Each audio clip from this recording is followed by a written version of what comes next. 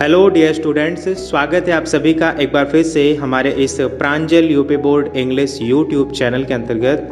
प्यारे बच्चों, आज हम रेनबो क्लास 5th के 6वें चैप्टर का हिंदी अनुवाद और भावार्थ कवर करने वाले हैं, जिसका टाइटल है द क्लेवर फार्मर, चालाक किसान। तो बने रहिए आप हमारे चैनल के साथ। हमारे चैनल को सब्सक्राइब कर लीजिए, वीडियो को लाइक कर दीजिए और ज़्यादा से ज़्यादा इसे शेयर भी करिए। चलिए शुरू करते हैं आज का हमारा एक नया चैप्टर, जिसका टाइटल है the clever farmer. This is a story of a clever farmer who lives on the hillside where farmers do terrace farming। देखिए बच्चों, ये सेंटेंस ब्रैकेट में दिया गया है और यह इस पूरी कहानी का इंट्रोडक्शन हमें बताता है। देखिए इसकी हिंदी क्या है। दिस इज अ स्टोरी, यह एक कहानी है ऑफ अ क्लेवर फार्मर, एक चालाक किसान की। क्लेवर का मतलब होता है चालाक। हु लिव्स, जो रहता है, ऑन द हिल साइड, पहाड़ी के पास में या पहाड़ी के बगल में, वेयर फार्मर्स, जहां किसान, डू करते हैं, टेरस फार्मिंग, सीढ़ीदार खेती। टेरस का मतलब होता है सीढ़ीदार, टेरस का मतलब फर्श भी होता है, चबूतरा भी होता है, या हम इसको छत भी कहते हैं, लेकिन यहाँ मतलब है सीढ़ीदार खेतों से। तो यह एक चालाक किसान की कहानी है जो पहाड़ी के बगल में, जहाँ पे किसान लोग सीढ़ीदार खेती किया करते हैं, वहाँ पे रहता है। तो ये तो रहा इस कहानी का, उस किसान का एक संक्षिप्त इंट्रोडक्शन। आइए हम अपने पैसेज पर चलते हैं। हमारा पहला पैसेज है, once a farmer bought a field near a hillside, he then bought a pair of bullocks and began ploughing his field happily. Hardly had he plowed half of the field when a tall man came and cried out angrily, "Hey, you there! My house is at the foot of this hill. What are you doing on my terrace?" अब आइए हम इसका अर्थ देख लेते हैं। Once a farmer bought a field near a hillside। Once का मतलब है एक बार, फार्मर का मतलब मैंने बता ही दिया, किसान होता है। बॉट, बॉट का मतलब है खरीदा। अ फील्ड, एक खेत। नियर, पास में। अ हिल साइड, पहाड़ी के। एक बार एक किसान ने पहाड़ी के पास में खेत खरीदा। ही देन बॉट, और तब वह क्या खरीदा? अ पेयर ऑफ बुलक्स, बैलों की जोड़ी। पेयर का मतलब होता है जोड़ी। जैसे कोई चीज़ें ऐसी होती हैं जिनको हम पेयर में यूज़ करते हैं। जैसे हम शूज़ पहनते हैं, शूज़ खरीदते हैं, तो ये हमें पेयर में मिलता है, जोड़े में मिलता है। हम सॉक्स खरीदते हैं तो वो भी हमें जोड़े में मिलता है। जब हम स्लीपर लेते हैं तो वो भी हमें जोड़े में मिलता है। तो कुछ ऐसी चीज़ें होती हैं जो हमें जोड़े में मिलती हैं।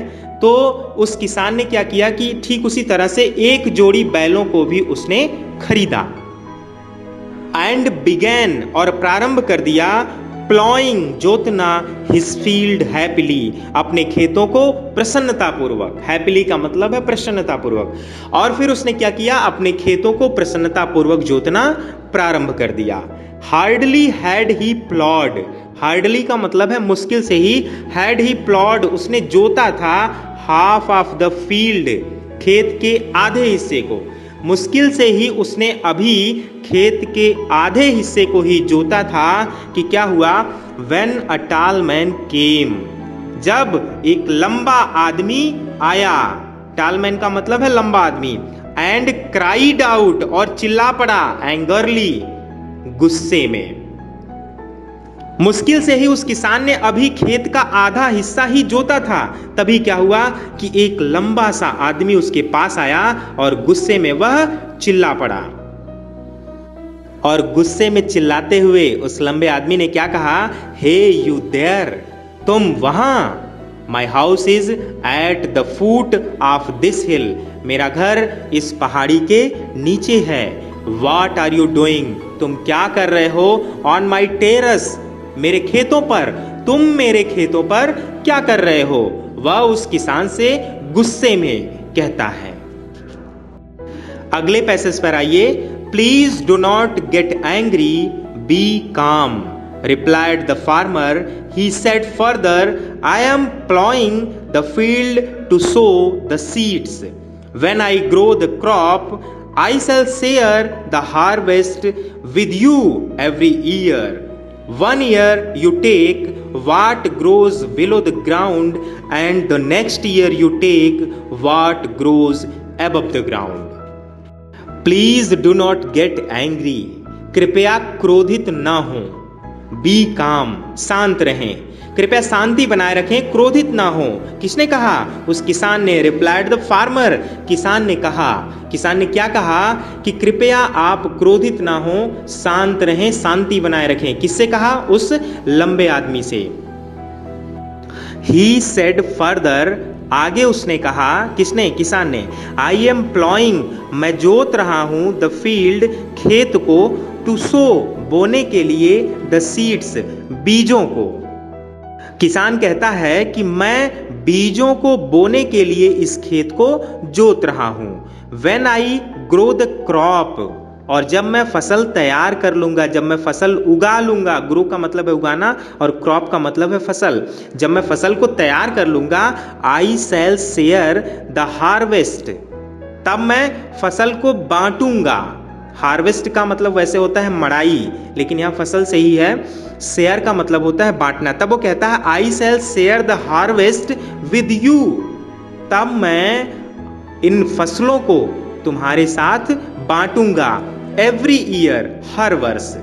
किसान क्या कहता है? कि जब मैं फसलों को तैयार कर लूंगा, तब मैं हर वर्ष इन फसलों को तुम्हारे साथ बांटूंगा.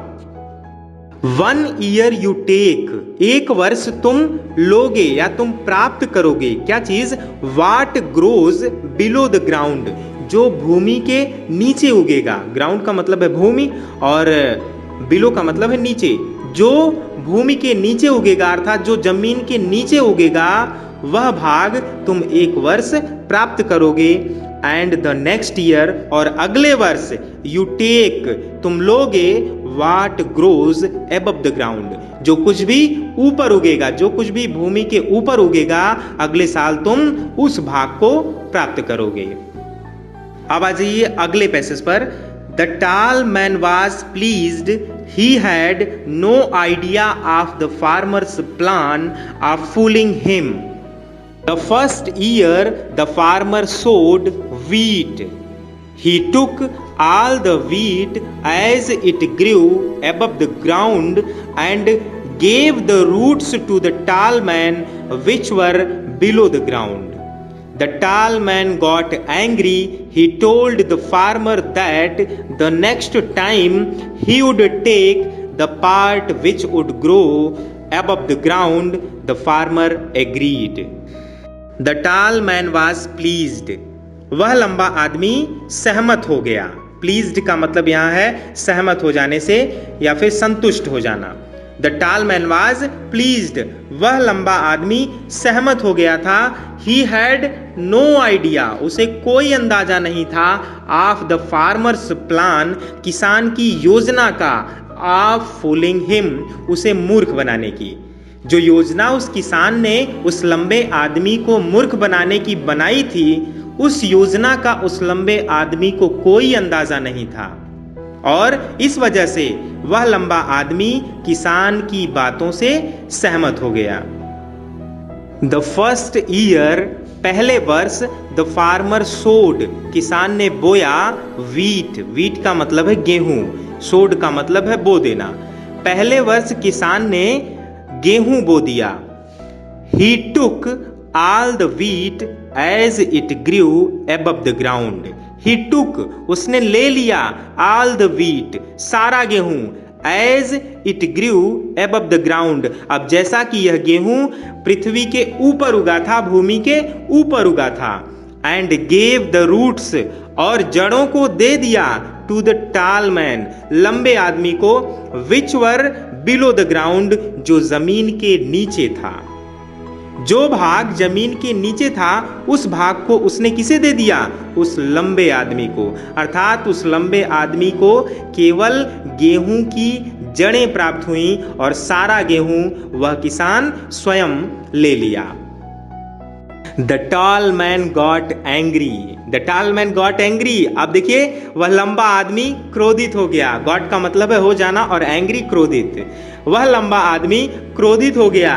ही टोल्ड द फार्मर, उसने किसान से कहा, टोल्ड का मतलब है कहा, दैट कि द नेक्स्ट टाइम, अगले समय अर्थात अगले वर्ष, ही वुड टेक, वह लेगा, द पार्ट, वह हिस्सा, which would grow above the ground, जो जमीन के ऊपर उगेगा। उस लंबे आदमी ने क्या कहा? लंबे आदमी ने कहा कि अगले वर्ष जो भाग जमीन के ऊपर उगेगा वह भाग मैं लूंगा। द फार्मर एग्रीड, किसान राजी हो गया। एग्रीड का मतलब है राजी हो जाना, सहमत हो जाना। किसान उस लंबे आदमी की बातों से सहमत हो गया, राजी हो गया। अब आ जाइए इस लेसन के अंतिम पैसेज पर। The next year the farmer grew groundnuts. When the crop was ready, the farmer took all the ground nuts as it grew below the ground. The poor tall man got only the leaves which were above the ground. In this way, the tall man was fooled by the farmer again. अब देखिए कहानी के अंत में क्या होता है। The next year the farmer grew ground nuts.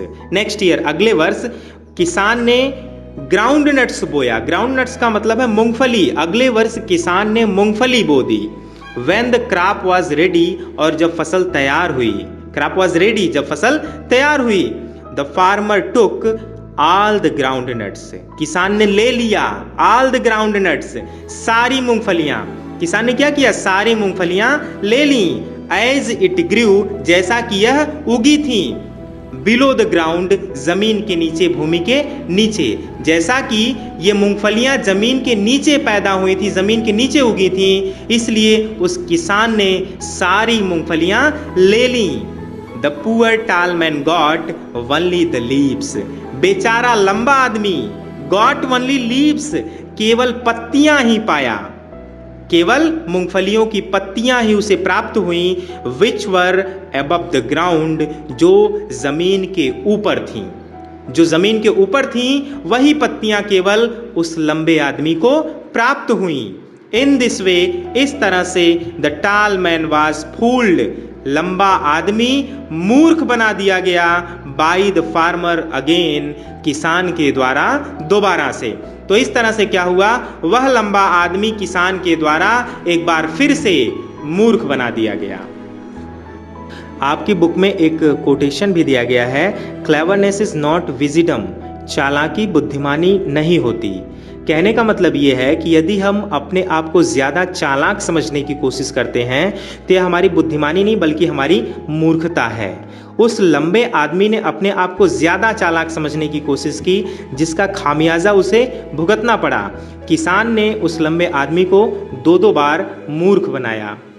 तो प्यारे बच्चों, इस तरह से हमें इस कहानी से यही शिक्षा मिलती है कि हमें कभी भी अपने आप को दूसरों से अधिक बुद्धिमान या दूसरों से अधिक चालाक नहीं समझना चाहिए। इस तरह से आज का हमारा ये चैप्टर यहीं समाप्त होता है। उम्मीद है कि आप सभी को काफ़ी पसंद आया होगा आज का हमारा ये चैप्टर। तो चलिए मिलते हैं आपसे अगले वीडियो में, तब तक के लिए हमें दीजिए इजाज़त। Good bye.